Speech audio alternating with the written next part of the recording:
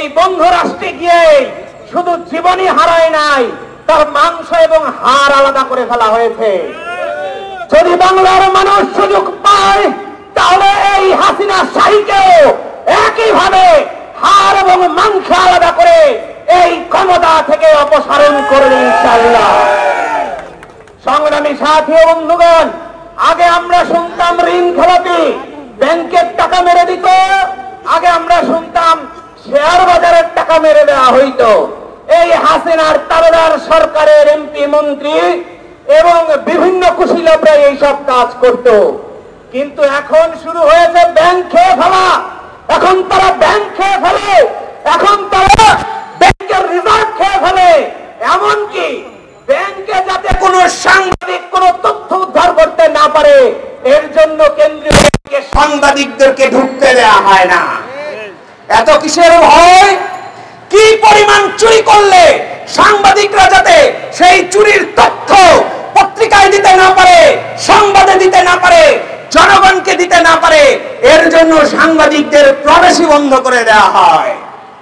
ওবায়দুল কাদের সাহেব কোন ঘটনা ঘটবার 5 মিনিটের মাথায় বলে দিতে পারেন কে ঘটিয়েছে, কারা ঘটিয়েছে, কোথায় থেকে ঘটিয়েছে।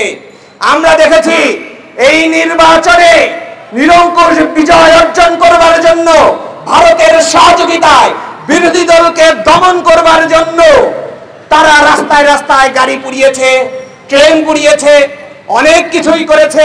নিজেরাই নাশকতা তৈরি করে সেই সাজানো নাশকতায় বিরোধী দলের নেতাকর্মীদেরকে গ্রেফতার করে কারাগার ভরে ফেলা হয়েছে।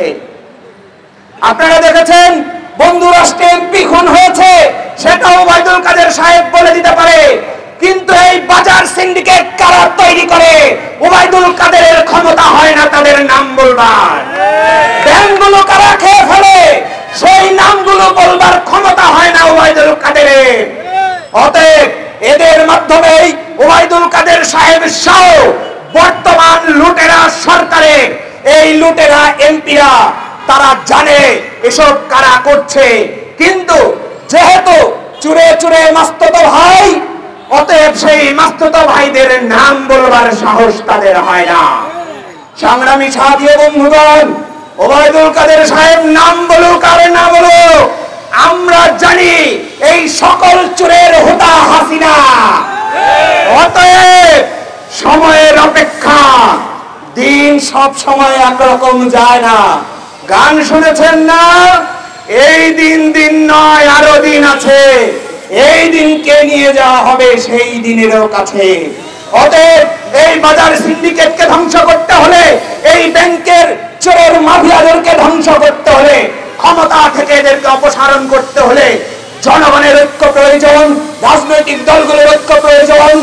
আমি গণ অধিকার পরিষদের সম্মানিত সভাপতি, ডাকসুর সাবেক ভিপি এবং বর্তমান সময়ের রাজপথের গণতন্ত্রের অগ্ন সৈনিক ভিপি নুরুল হক নূর, সাধারণ সম্পাদক রাশেদ খান সহ সকল রাজনৈতিক নেতৃবৃন্দদেরকে বলবো, জাতীয় ঐক্যমত গড়ে তুলে এই চোর বাটপার মাফিয়া সরকারের অপসারণের জন্য অনতিবিলম্বে রাজপথে দুর্বার আন্দোলন গড়ে তোলার মধ্য দিয়ে এই ভারতের তাবেদার সরকারের রক্ষা নিশ্চিত করবার জন্য সবাইকে ধন্যবাদ জানাচ্ছি।